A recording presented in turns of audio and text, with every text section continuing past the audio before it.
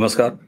प्रारब्ध पर आप सभी का स्वागत। मैं अवनीश। चैनल आपने सब्सक्राइब किया है इसके लिए बहुत-बहुत धन्यवाद। वीडियोज़ को आप लाइक करते हैं, शेयर करते हैं इसके लिए भी धन्यवाद। हाँ, चैनल के बेल आइकन को ज़रूर दबा के रखिए ताकि किसी भी अपलोड की सूचना आप तक सीधे पहुँचे। हमारे साथ हैं द अभिषेक तिवारी शो के अभिषेक तिवारी जी। अभिषेक, बहुत-बहुत स्वागत, नमस्कार। नमस्कार, जय श्री राम, प्रणाम। एक बार फिर बार-बार बधाई देने की इच्छा होती है और बधाइयाँ रुकनी नहीं चाहिए मित्रों। बिहार ने जो कुछ भी मतदान के बाद परिणाम दिया है, उसके लिए एक बार फिर बधाई। और आपने जिस तरीके से बिहार के चप्पे-चप्पे को छाना और असली मूड बनाया, उससे सेक्टर 16 की चवन्नी छाप मीडिया जो खुद को स्थापित मीडिया कहती है, उसका विस्थापन हो गया। इसके लिए एक बार फिर बधाई आप सभी बिहार के भाइयों को और आपको भी। प्रधानमंत्री बहुत खतरनाक हो चले हैं। प्रधानमंत्री के साथ मैं खतरनाक शब्द का इस्तेमाल कर रहा हूं। बहुत सारे लोग कहीं झटके में मुझे गालियां न देना शुरू करें। जी हाँ, ये वही प्रधानमंत्री हैं जो 2014 में जीत के बाद 19 के चुनाव में उतरने से पहले उन्होंने कहा था, साहब रिपोर्ट कार्ड लेके आऊंगा और मैं 4 साल काम करता हूं, 1 साल राजनीति करता हूं। भारतीय जनता पार्टी को चुनाव जीतने की मशीन कही जाती है और मशीन है। 24x7 हमेशा वो चुनाव के लिए रहती है। और मैं एक बात कहा करता हूं, प्रधानमंत्री जी से मैं कई बार लीड ले चुका होता हूं कई बातों में। प्रधानमंत्री जी ने अब कहा हो मशीन के बारे में, लेकिन मैं हमेशा कहता हूं कि भैया, अगर कोई पॉलिटिकल पार्टी है तो उसका काम है चुनाव लड़ना और उसको 365 में से 366 दिन और 24 घंटे में 26 घंटा चुनावी मोड में रहना चाहिए। पार्ट टाइम राजनीति नहीं होती। वरना दुकान बंद कीजिए और घर जाइए, नहीं तो जनता दुकान बंद कर देगी, जैसे हमारे बिहारी भाइयों ने किया है। और 2014 में एक राष्ट्रीय दुकान कांग्रेस पार्टी, उसको भी बंद कर दिया है। गड़ही में कूद के नेतागिरी नहीं होती है नेता साहब। प्रधानमंत्री खतरनाक मूड में है। युद्ध का ऐलान और राजनीतिक युद्ध जिसको वो लड़ रहे हैं, लगातार लड़ रहे हैं, डिलीवर कर रहे हैं, डिलीवर करके दिखा रहे हैं। बिहार जीत के बाद भारत की राजनीति का परिदृश्य कम से कम नरेंद्र मोदी के तेवरों में बदल चुका है। वो बंगाल जीत की बात करते हैं और न सिर्फ बंगाल जीत की, वो असम गिनाते हैं, वो पंजाब गिनाते हैं और तो और वो सुदूर दक्षिण की तरफ निकलते हैं और वहां तक भी राजनीतिक युद्ध की घोषणा करते हैं। खतरनाक मोदी। अभिषेक जी। अब तो उन्होंने निर्णायक उनके मुंह से बुद्ध का युग है, युद्ध का नहीं, वो बदल के सीधे अब युद्ध पर आ गए। हम तो कह रहे हैं कि युद्ध का शुरुआत है। तब तो अब जब देखिए यही बात है। मैं बार बार कहता हूँ, उस घटना को मैं बार बार बोलता हूँ अलग अलग मंच से कि जब भगवान श्री कृष्ण जा रहे थे हस्तिनापुर युद्ध के शांति समझौते के लिए, तो द्रौपदी माता बहुत गुस्साई। मैं, केशव तुम चल दिए, तुम दुर्योधन को समझाने चल दिए, तुम शांति प्रस्ताव लेके जा रहे हो, तुमको पता नहीं है? तुम्ही ने तो मेरी लाज बचाई थी। तुमको पता नहीं है कि ये युद्ध होना चाहिए, मेरे मान का अपमान का क्या? भगवान श्री कृष्ण मुस्कुराए और कहे कि द्रौपदी, मुझ पर विश्वास तुमको हो ना हो, दुर्योधन पर विश्वास रखो। वो मेरे शांति प्रस्ताव को ठुकराएगा, उसको शांति नहीं चाहिए। तो जिन लोगों का बीच बीच में नरेंद्र मोदी जी से विश्वास टूट जाता है ना, मैं उनके लिए एक शब्द कहता हूं, मित्रों, निवेदन है, आपको मोदी जी पर विश्वास हो ना हो, पर आप ममता पर विश्वास रखिए, आप तेजस्वी पर विश्वास रखिए, आप अखिलेश पर विश्वास रखिए।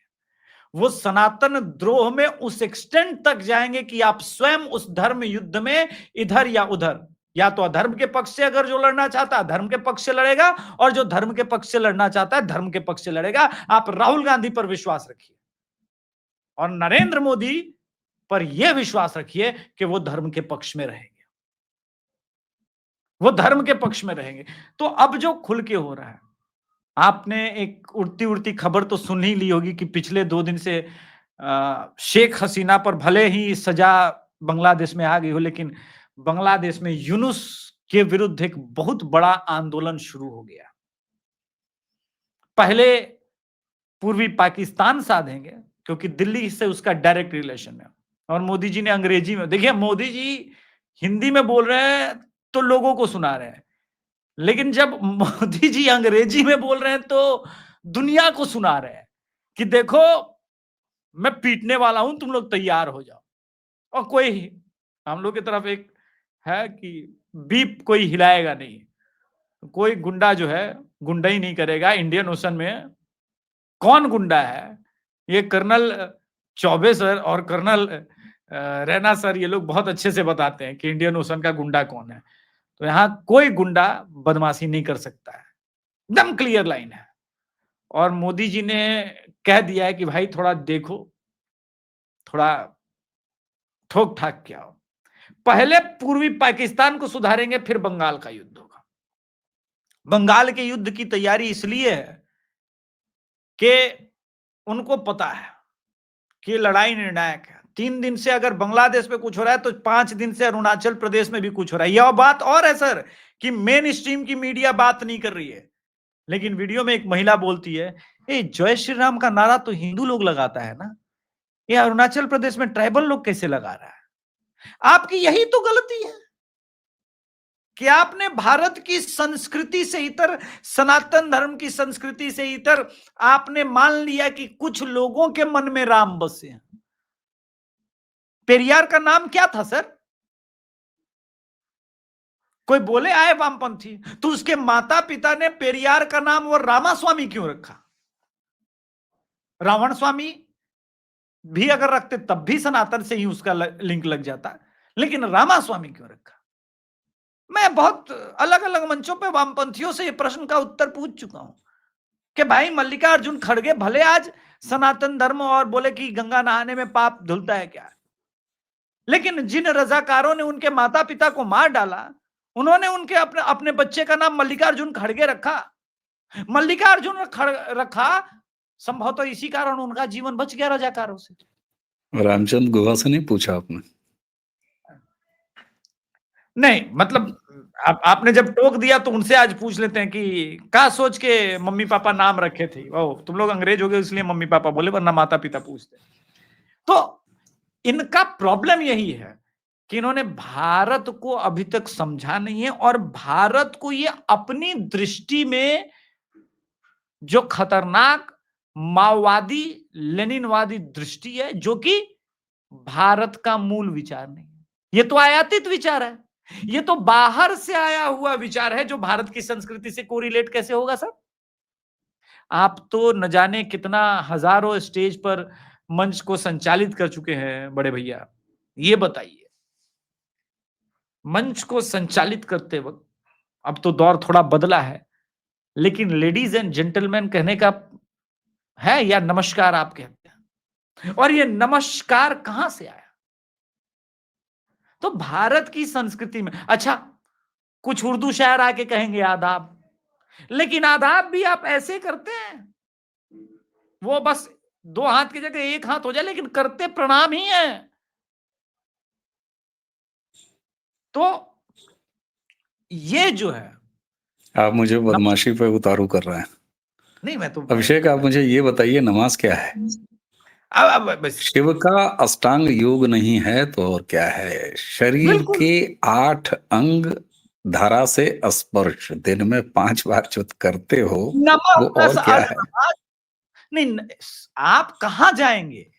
बिल्कुल। अरबी में इसको सलाह बोलते हैं, लेकिन भारतीय संस्कृति में जो बात है वो क्या कहते हैं? नमः प्लस अज है। तो अच्छा, चूंकि माओवादी लेनिनवादी इनको तो संधि विच्छेद इन सब चीजों से भी लेना नहीं है ना, इनका तो क्लियर कट है कि हम लेनिनवादी हैं, माओवादी हैं, और भारत में आके बोलेंगे संविधान बचाओ डेमोक्रेसी बचाओ। भैया माओ का और लेनिन का डेमोक्रेसी से क्या लेना देना है? तो अब जो निर्णायक युद्ध पर है मोदी जी, तो एक बात गुरु भाऊ तोरसेकर सर जी ने मुझे अभी कही थी, फोन कॉल पे बात हो रही थी, बोला कि अभिषेक अश्वमेध तूने पढ़ा? मैंने बोला हाँ, आपकी किताब पढ़ ली है। तो ये बता कि अश्वमेध का अगर घोड़ा पकड़ा जाएगा तो क्या होगा? मैंने बोला युद्ध होगा। तो बोला वही तो हो रहा है, लोकसभा में पकड़ने का प्रयास किया, हरियाणा, महाराष्ट्र, बिहार, अगला युद्ध कहां होगा? तो विचार ऐसे होते हैं, और तब जाकर के हम और आप हम लोग गिलहरी हैं, योद्धा हैं, सिपाही हैं, मैं कई बार देखता हूं कि सिपाही जब सेनापति को ज्ञान देने लगेगा तो उस युद्ध का परिणाम समझिए बहुत घातक होगा। ज्ञान मत दीजिए, टिप मत दीजिए, आप कोई इंफॉर्मेशन दीजिए कि देखिए कि ये भी हम लोग रोल क्रिटिसिज्म के जगह पे सेनापति महोदय एक बार ये देख लीजिए कि क्या हम लोग ऐसे भी अटैक कर सकते हैं क्या? प्लान सेनापति का होगा, उसके एग्जीक्यूशन आपको करने हैं। उस प्लान जब बन रहा होगा तब प्लानिंग के समय वो ज्ञान दीजिए। प्लान बन जाने के बाद उसके विरुद्ध में जाकर के कहेंगे कि नहीं तुम तो हार रहे हो, हम इधर से लड़ेंगे, ये तो विद्रोह हुआ ना। तो दोनों का अंतर समझाना बहुत आवश्यक है लोगों को। तो अब जिस निर्णायक युद्ध की बात हो रही है, देखिए ये निर्णायक क्यों है सर? दर्शक सोचेंगे कि आज अभिषेक जी क्या बोल रहे हैं, ये निर्णायक भी क्यों है? सिर्फ बिहार थोड़ी बचाना हमारा दायित्व है। बंगाल नहीं बचेगा तो भारत बच ही नहीं सकता। सबसे पहला ईस्ट इंडिया कंपनी ने जो अपना पांव पसारना शुरू किया ऑफिशियली, वो पलासी युद्ध के बाद ही हुआ। और पलासी युद्ध के इमीडिएट बाद, दर्शकों मुझे नहीं पता आप में से कितने लोगों ने इतिहास पढ़ा है, एंग्लो मैसूर युद्ध हुआ, जिसे लोग कर्नाटका युद्ध भी हिंदी में कहते हैं। उस वक्त फ्रांस का गवर्नर जनरल जो है वो ड्यूप्ले होता था। 1.5 युद्ध फ्रांस को लिटरली जिता चुका था वो। यानी अगर कंप्लीट अगर हो जाता दूसरा और तीसरा का तो नौबत ही नहीं फिर आता, तो यहां फ्रांस का आधिपत्य होता ब्रिटिश की जगह। पहले इस बात को हम समझ लें। तो इसके बाद आप कहां जाते? ब्रिटिश की जगह फ्रांस होते। ये सिर्फ सोचिए कि भारत के अंदर ब्रिटेन और फ्रांस आपस में युद्ध कर रहे हैं कि इसका मालिक कौन होगा। कितनी गंभीर स्थिति है। इसको आज के समय अगर आज के परिदृश्य में लाएं कि अलग अलग प्राइवेट लिमिटेड पार्टियां, कहीं डीएमके है, सॉरी पार्टी गलती से मुंह से निकल गया, गलती से मिस्टेक हो गया, अलग अलग प्राइवेट लिमिटेड कंपनी ये निर्णय ले रही है कि भारत को कौन चलाएगा, स्टालिन चलाएगा, तेजस्वी चलाएगा, लालू का लाल, या स्टालिन का लाल, या राजीव गांधी का लाल, ये क्या है? ये ईस्ट इंडिया कंपनी और प्राइवेट लिमिटेड में क्या अंतर है? तो फिर एक उसको बचाने का उपाय क्या है हमारे पास? एक निर्णायक युद्ध, और कोई उपाय नहीं है। तो वो मोदी जी कर रहे हैं। ठीक बात। देखिए मोदी जी ने जब ये कहा कि गंगा बिहार से निकल के उसके बाद बंगाल जाती हैं, और इस तरह से उन्होंने लोकतांत्रिक युद्ध का उद्घोष कर दिया साफ तौर पर। एसआईआर बिहार ने ये दिखा दिया कि मतदाता सूची के पवित्रीकरण के बाद, फर्जी वोटरों के दाएं बाएं खिसकने के बाद, और हर तरह की मतदाता सूची में लफाजी के बाद, मैं एक तस्वीर आपको साथ में दिखाना शुरू कर देता हूं दर्शकों। ये पंजाब से जुड़ा है। एसआईआर पंजाब के मामले में सुप्रीम कोर्ट गए, और सुप्रीम कोर्ट ने जो टिप्पणी की, उन्होंने कहा कि बिहार को बदनाम न करें। एसआईआर पे बिहार को बदनाम न करें, वोटर फ्रेंडली एसआईआर दस्तावेजों की संख्या बढ़ी है। सुप्रीम कोर्ट ये कह रहा है कि एसआईआर जो बिहार में हुआ है वो वोटर फ्रेंडली था, बेहद जरूरी था, ऑथेंटिकेटेड था। भारत के नागरिक ही ये तय करेंगे कि उनकी सरकार कौन होगी, कोई घुसपैठिया, कोई फर्जी वोटर तय नहीं करेगा। तो पंजाब में तो नाच नाच के भगवंत मान एसआईआर करा रहे हैं, और ये बात परेशान कर रही है केजरीवाल एंड कंपनी को। ये ध्यान रखिएगा, उस पर एक अलग चर्चा हमारे यहाँ हुई है बाबा रामदास के साथ, आपने देखा होगा दर्शकों आज दिन में ही। बंगाल वापस आते हैं। वोटर लिस्ट की पवित्रीकरण को लेके ममता बनर्जी इतनी परेशान क्या है, और बिहार ने वो कौन सी दवा खोज ली है एसआईआर के बहाने कि भारत का हर एक नागरिक कह रहा है कि भैया एसआईआर कराओ ना। मोदी जी छोड़िए, योगी जी हमारे यहाँ यूपी में एसआईआर हो रहा, फॉर्म भर दिए। यूपी में एक दूसरे से बात चल रही है कि भैया तुम्हारे यहाँ फॉर्म आ गया नहीं आ गया।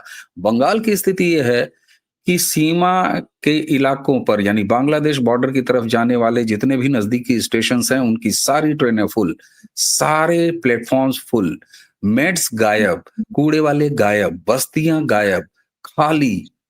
क्या हो गया? ममता बनर्जी वोटों की शुद्धिकरण से डर क्यों रही हैं? क्या बिना लड़े मोदी जी ने पहली लड़ाई जीत ली है? पहली बात। और दूसरी चीज, सेनापति ने युद्ध छेड़ दिया है, क्या बंगाल भाजपा यूनिट तैयार है? क्योंकि इस पर भी विवेचन बड़ा आवश्यक है। Abhishek ji, over to you please. बिल्कुल, बंगाल यूनिट पूरी तरह से तैयार है। हमको बंगाल में 3-4 चीज़ें सिक्योर करना होगा। पहले जो उनका क्लब कल्चर है, carrom club, football club, cricket club, इन सब के जो छुटभैया नेता है, वो टीएमसी वाले डायरेक्ट फंड करते हैं। इस बार मोदी सरकार ने क्या किया कि वो फंड पिछले अक्टूबर से रुका हुआ है सर। आपको याद होगा, अभी ममता बनर्जी और अपनी बाकी प्रतिनिधियों को भेजे थे कि फलाना-फलाना योजना रुका हुआ है। अरे भैया, 4 साल में तुम्हारी योजना पूरे न हुए, तुम 3 महीने में उन पैसों से योजना पूरा कर लोगी। हमको पता नहीं है कि तुम भी कुछ-कुछ खेल करोगी माई बहन योजना टाइप का। पैसा ही नहीं देंगे, मौका ही नहीं देंगे। न खजाने में कुछ रहेगा। 1.5 लाख करोड़ रोक के रखा है मोदी सरकार ने। कितना? 1.5 लाख करोड़। दर्शकों सोचिएगा, क्यों रोक के रखा है? मोदी जी से खेलिएगा शतरंज। अभी शतरंज की दूसरी बाजी पे दूसरी तरफ शुभेंदु अधिकारी बैठे हैं, लगातार जनसंपर्क जारी है। कहा कि फ्रंट फुट पे खेलो। खेल शुभेंदु अधिकारी को बिठाने, मगर चाले पीछे से मोदी बता रहे हैं। बोला ये घोड़ा आगे चलो, चलो तो सही, हम दिखाते हैं क्या चलना है। शतरंज में आपने देखा होगा, कभी कभी ज्ञानी आदमी जो कोई पीछे बैठता है तो बंगला की कहावत ही आ जाती है कि सापेर आगे बेंगा नाचे, तार पाछे कोई गुनी आछे। अब अब मैं आपको एक और चीज इंटरेस्टिंग बता रहा हूं। बंगाल से जो लोग बॉर्डर की तरफ पूर्वी पाकिस्तान को नहीं भाग पा रहे हैं, वो अरुणाचल भाग रहे हैं और रातों रात असम क्रॉस करना चाहते हैं, क्योंकि असम में हेमंता बैठा है। तो अरुणाचल प्रदेश में पिछले 7-8 दिन से बवाल चल रहा है कि ये इतना इतना बांग्लादेशी कहां से गया। अच्छा, बवाल किस बात का चल रहा है उसका भी समझ लीजिए। बांग्लादेशी आ गया है, लेकिन शेल्टर देने वाले लोग जो है वो 10 साल 20 साल पहले जाकर के अरुणाचल प्रदेश में बसे थे। उन्होंने वो बोलना वो शुरू किया है कि मैं मजिस्ट्रेट नहीं मानेगा, मैं कानून नहीं मानेगा, मस्जिद हटाओ नहीं तो मस्जिद तोड़ देगा। ये कहा हमारा बाल बच्चा किधर खेलेगा, हमारा छोटा स्टेट है। जय श्री राम के नारे भी आ रहे हैं, तो वहां भी कोई गुणी आदमी बैठा है। जब जनरल भी एक याद दिलाता हूं, देखिए हम कितना चूक जाते हैं मोदी जी को पढ़ने में, और विपक्ष तो चूक रोज चूकता है। जब जनरल वीके सिंह को 2024 का चुनाव नहीं लड़ाया तो कुछ राजपूत ट्विटर हैंडल्स ने चिल्लाना शुरू किया कि मतलब मोदी एकदम ऐसा है, मोदी वैसा है, वीके सिंह जी का इतना अच्छा काम रहा है, उनको क्यों हटाया। अरे मूर्खों, ये सेनापति तय करेगा ना कि असली वॉरियर से हमको कौन सा काम लेना है। उनको गवर्नर बना के भेज दिया। भैया डीलिंग होनी है वहां पे म्यांमार की, बगल में होम सेक्रेटरी को, बगल के स्टेट में होम सेक्रेटरी को बैठा दिया। बगल के 5 राज्यों के राज्यपाल बदले गए थे, मैंने एक वीडियो किया था और मैंने कहा था भैया जरा इसको समझने की कोशिश करो। वो आज समझ में आ रहा है, मणिपुर सॉल्व्ड। मतलब आप ये समझिए कि आप जिस आदमी को हल्के में ले रहे हैं, मोदी जी ने देख लिया कि जो वीके सिंह फंसे हुए विदेशियों को लेकर के सक्सेसफुली इंडिया में ले आए, वो हो सकता है 28वां 29वां 30वां 31वां राज भी बनवा ले। मैनेज कर रहे हैं, बातें हो रही है, टेबल टॉक चल रहा है। कई रेबल ग्रुप जो म्यांमार में थे वो मानने भी लगे हैं। अभी इतना ही जान लीजिए कि 2 तरह 3 तरह की शर्तें चल रही हैं अलग अलग जगहों पे। कुछ लोग कह रहे हैं कि हम शामिल हो जाएंगे लेकिन हमारे तरफ राज टाइप का रहना चाहिए, आप हमको कुछ स्पेशल प्रोविजंस दे देंगे। हम तो पहले से भी थे। एक बिहार के बगल का भी है, वो भी खेल चल रहा है। और भूटान ने तो लिटरली मान ही लिया कि भैया आप सब तो सेना आप ही का है, आप जैसे कहेंगे वैसे हो जाएगा मैनेज, तो डोकलाम भी बात दोबारा पैदा ना हो। लेकिन ये सबको, ये छोटे प्रोसेस नहीं है, ये 2 साल 2.5 साल में इसका रिजल्ट नहीं आता, ये कंटिन्यूअस टॉक होता है। अच्छा, उसके आधार पर देखिए उसकी भी समस्या समझिए। वहां भी तो लोग रहते हैं, उस आबादी को कन्विंस करना है, सिंपैथाइज करना है, वो नैरेटिव वॉर चलेगा वहां पर मीडिया में, तो ये सब लंबा काम होता है। हम लोग को चाहिए बस 2 मिनट की नूडल्स और मैगी। भैया 2 मिनट में मैगी बन सकती है, देश नहीं बन सकता। नहीं 2014 से मतदाताओं ने तो, हम लोगों ने तो तय कर ही लिया है, ऐसा नहीं। नहीं हमने तय किया, इसमें कोई संदेह नहीं है। लेकिन जो क्षणिक भट देखिए, हाँ नहीं सही। क्रिकेट की भाषा में मैं क्रिकेट को बड़ा प्यार करता हूँ, और उसके कुछ टेक्निकल भाषाएँ मुझे बड़ी पसंद है, हुँ, कि class is permanent, form is temporary. तो राइट। कुछ-कुछ समय में आपको लगेगा कि मोदी जी लूज़ हो गए हैं, क्योंकि हो सकता है उनका फ़ोकस कहीं शिफ्ट हो। उनको विदेश भी बिल्कुल, देखना है, देश भी देखना है, तो आप कोई ज़रूरी नहीं कि आप जिस पर दृष्टि बनाए हुए हैं, मोदी जी का फ़ोकस वहीं हो। मोदी जी अब हो रहा है कि भाई वक्फ सुधारा, तो लोग कह रहे हैं प्लेसेस ऑफ वर्शिप एक्ट कब सुधारेंगे? भैया वो भी सुधरेगा। आप क्या चाहते हैं कि एक दिन एक रेज़ोल्यूशन ले आएँ और सारे टिक मार्क एक दिन में हो जाए? तो किया तो था राम मंदिर टिक मार्क, आ तो गए हुँ, 240। राजनीति में सभी मुद्दों को समय के साथ सॉल्व करना चाहिए, समय से पहले नहीं। मैं विशुद्ध राजनीतिक व्यक्ति हूं सर इस मामले में। जैसे सब सॉल्व होगा, सबसे पहले लोग मोदी खा जाएगा। अटल जी एक बड़ा अच्छा प्रोग्राम लेके आया, बचपन में हमको याद आता है, सर्व शिक्षा अभियान। सूरज सा दमके हम, चंदा सा चमके हम, स्कूल चले हम, है। तो भारत के वीरों ने अटल बिहारी वाजपेयी को हरा दिया चुनाव। अब वो विपक्ष में बैठे हुए लोग कह रहे हैं, ना ना तेजस्वी एजुकेशन लेके आएगा।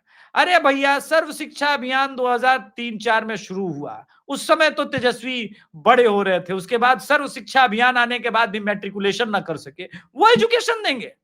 मम्मी पापा के सीएम होने के बाद एक महिला ने मैं बख्तियारपुर में था, महिला से बात की तो बोले कि देखिए, मुझे ये प्रॉब्लम नहीं है कि वो पढ़े लिखे नहीं है, मुझे प्रॉब्लम इस बात से है कि मम्मी पापा इस रैंक पर हैं फिर भी पढ़े लिखे नहीं है, वो दूसरों को क्या न्याय देंगे? और आप देखिए एजुकेशन का इंपॉर्टेंस कितना है। लोग कहते हैं कि क्या इंपॉर्टेंस है, अपनी बहन, किडनी देने वाली बहन पे आपने चप्पल तान ली। कौन सा सभ्य आदमी ये काम करेगा? ठीक बात। तो ये मत कहिए। हमको ये देखना है कि मोदी जो रणनीति बना रहे हैं, उसको हम छोटी-छोटी गिलहरियाँ उस रणनीति को नैरेटिव की लड़ाई में अपने-अपने प्लेटफ़ॉर्म से किस हद तक इम्प्लीमेंट कर सकते हैं। उससे ज़्यादा ना हमको घमंड होना चाहिए कि हम तोप चला रहे हैं, हम बड़े तीरंदाज पहुँचे हुए। नहीं भैया, कोई तोप तीरंदाज नहीं है हम लोग, एकदम और इस सही। भ्रम में कतई ना पड़े। मैंने कई तोप तीरंदाज वालों को शहाबुद्दीन की सिगरेट लाते हुए देखा है।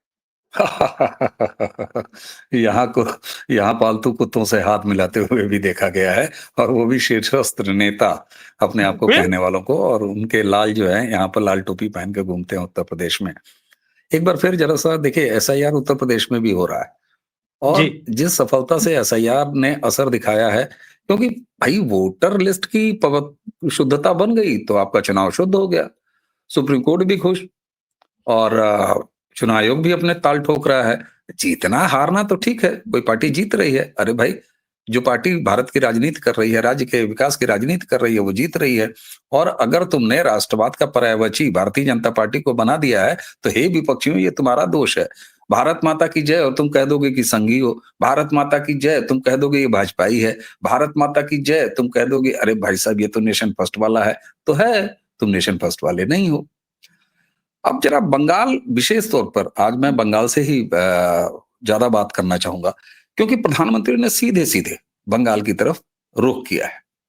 एक बार फिर मैं स्टेट यूनिट पे आऊंगा। देखिए, बंगाल की मानसिकता राजनीतिक जो रही है, वो रही है कि उसने जब भी किसी के रोटी पलटी है, तो लंबे समय तक वो रोटी जला-वला के उठा के फेंक दिया है। जैसे कांग्रेस की रोटी जलाई तो फेंका, उसके बाद 3 दशकों तक लेफ्ट को ढोया। लेकिन लेफ्ट को जब उठा के पटका तो ममता बनर्जी की एक सीरीज चल रही है। ममता बनर्जी स्ट्रैटेजिकली जिस तरीके से इलेक्शन रिगिंग करती हैं इलेक्शन के लेवल पे, अब एसआईआर होने के बाद स्थितियां निश्चित बदलेंगी। स्थितियां जैसे ही बदलेंगी, तो मैं अपने निजी सूत्रों के आधार पर ये आपको बता रहा हूं कि बंगाल में एक सेंटिमेंट पैदा हुआ है कि आप विकल्प दो, हम आपको वोट करने के लिए तैयार हैं। बंगाल में भारतीय जनता पार्टी की यूनिट टिकट बंटवारे, मेरी जब बंगाल के लोगों से बात होती है तो पिछली बार टिकट बंटवारों में टीएमसी से आयातित लोग, घुसे हुए लोग, इधर के लोग, उधर के लोग, ऐसा बहुत सारा हुआ है।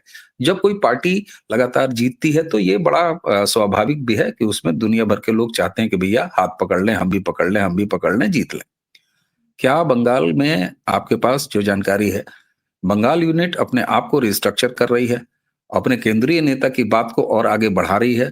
बंगाल में आपको भाजपा जी सड़क पर उतर के ये बताना पड़ेगा बंगालियों को कि यस, हम तैयार हैं दादा, तुम ही आगे बढ़ो। क्या ये स्थिति बन रही है? नहीं, बिल्कुल बन रही है। धर्मेंद्र प्रधान जी का वहाँ जाना, ठीक बिहार चुनाव में हुँ, शपथ ग्रहण से पहले पहुँच जाना, वो सारा स्ट्रक्चर क्रिएट करना, वो तो बिल्कुल है।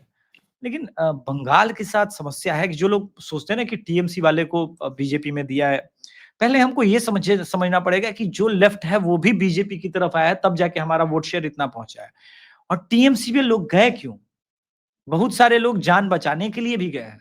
तो बीजेपी जब नेचुरल ऑप्शन उनको दिखेगी, वो वापस आएगा बीजेपी में। एक नारा लगता है बंगाल में, लेफ्ट इज आल्सो राइट। इस मामले के इस सेंटेंस के अंदर छुपे हुए भावार्थ को समझना पड़ेगा। आज भारतीय जनता पार्टी से बड़ी, जिसको कह सकते हैं समाजवादी पार्टी, वास्तव में समाज के बारे में, जिसको कहते हैं सर्वजन हिताय सर्वजन सुखाय, सर्वे भवन्तु सुखिनः, सर्वे भवन्तु सुखिनः, सर्वे सन्तु निरामया, आप जिस रूप में उसको ले, भारत में 80 करोड़ लोगों को भोजन देने वाला, महिलाओं को शौचालय देने वाला समाजवादी आदमी नहीं है? बिल्कुल है। वो जानता है कि मैं, अच्छा वो क्यों दे रहा है? वो जानता है कि कमाई कम है। अगर भोजन की हुँ, व्यवस्था मैं कर दूंगा तो ये अपने आप को अपलिफ्ट कर लेगा। स्वरोजगार के बहाने लोन देने के लिए प्रधानमंत्री मुद्रा लोन, कहीं 40,000, कहीं 30,000, कहीं 50,000 जो मिल रहा है, वो अपलिफ्ट करता है। तो मेरा मानना है कि ये सारी चीजें बहुत आवश्यक है। अब हुँ। मोदी जी को ये भी पता है कि भैया साथ में डेमोग्राफी भी ठीक करनी है। हाँ, जो बिल्कुल, वो तो एसआईआर के साथ, नेशनल प्रोग्राम चला ही रहा है। हाँ, वो तो वही नेशनल वही मैं प्रोग्राम कह रहा चला रहे हैं और टाइम बाउंड प्रोग्राम चला रहे हैं। हूं। तो अगर देखिए, उसके लिए उनके पास अमित शाह है। बोला नक्सलिज्म साफ हो जानी चाहिए 2027 के पहले, बोला जी सर, हो जाएगा। मोदी जी ये नहीं ठीक बात। कहते अमित शाह जी से कि कैसे होगा, बोला हो जाना बिल्कुल, चाहिए। बिल्कुल। बिल्कुल, आज भी आप बिल्कुल। देखिए कि अमित शाह जी जब मोदी जी के आगे खड़े होते तो ऐसे खड़े होते हैं। नहीं, वो तो एक गज़ब का रिश्ता है और इस पर मैंने मेरे पास इतनी किसी ने बातें हैं मुझसे कि अभी ये पूछा, वीडियो जो है 2 घंटे का हो जाएगा। नहीं, मैं वहां नहीं आ रहा हूं, बंगाल को लेकर के। बंगाल में किसी ने मुझसे पूछा कि हुँ, बंगाल में बीजेपी अभी क्यों नहीं जीत रही है? मैंने बोला बंगाल में आपने अभी तक हेमंत बिश्व शर्मा या योगी को ढूंढा नहीं है, और जो ढूंढा है उसको राइट। अभी नरिश होने में थोड़ा टाइम लग रहा है। लास्ट इलेक्शन की बिल्कुल, बात करें, अब बिल्कुल, वो तैयार है। तैयार। शुभेंदु अधिकारी अब तैयार है, अब वो योद्धा बनेगा और फिर देखिएगा जवाब।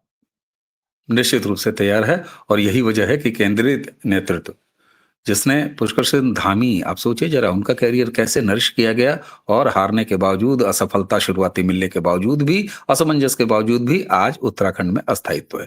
तो भारतीय जनता पार्टी उस तरीके का, अब नई जो भाजपा है, वो उस तरह का डिसीजन लेती है। लेकिन उसी के साथ एक बार फिर ममता ने केंद्रीय योजनाओं के नाम बड़े शातिराना ढंग से बदल के और बंगाल की जनता को भ्रमित करने का प्रयास किया है। ये भाजपा बंगाल यूनिट की अब जिम्मेदारी बनती है कि इसको तार-तार करके शिकायत एक-एक लोगों के सामने खोलें और उसी के साथ हम राष्ट्रवादियों की भी ये महती जिम्मेदारी बनती है कि सच बोलिए और सच हमेशा राष्ट्रवाद कहलाता है। जो ईमानदार है, जो हो रहा है, वही आपको बताना है। कहीं लफाजी नहीं करनी विपक्ष की तरह। इसलिए हमारे दर्शक भी जहां चाहे वो बंगाल से ताल्लुक नहीं भी रखते हों, तब भी अपने ट्विटर हैंडल, अपने फेसबुक, अपने सोशल मीडिया पे ये सारी जानकारियां साझा करिए क्योंकि राष्ट्र द्रोहियों के साथ युद्ध में हम सब सिपाही हैं। अभिषेक जी, आपने हमें समय दिया, आपका बहुत-बहुत धन्यवाद। तो दर्शकों, अभिषेक जी के साथ आज के चर्चा के समापन से पहले जिस तरीके का प्यार, स्नेह आप प्रारब्ध को दे रहे हैं, द अभिषेक तिवारी शो को भी दे रहे हैं, उसी तरह ये आशीर्वाद बनाए रखिए और चैनल को सब्सक्राइब करते रहिए, करवाते रहिए, वीडियोज़ को लाइक करते रहिए, शेयर करते रहिए और बेल आइकन ज़रूर दबाइए ताकि प्रारब्ध के मंच पर अभिषेक जी जैसे ही कोई कंटेंट लेके आएँ आपके लिए, आपको सीधे बिना किसी टिकट के बैरंग चिट्ठी के माफिक सूचना मिल जाए नोटिफिकेशन के जरिए। अभिषेक जी, एक बार फिर आपको बहुत-बहुत धन्यवाद। दर्शकों, इसी के साथ अच्छा, मुझे यानी अवनीश और अभिषेक दोनों को आज्ञा दीजिए। नमस्कार, प्रणाम। जय जय श्री राम। जय जय श्री राम।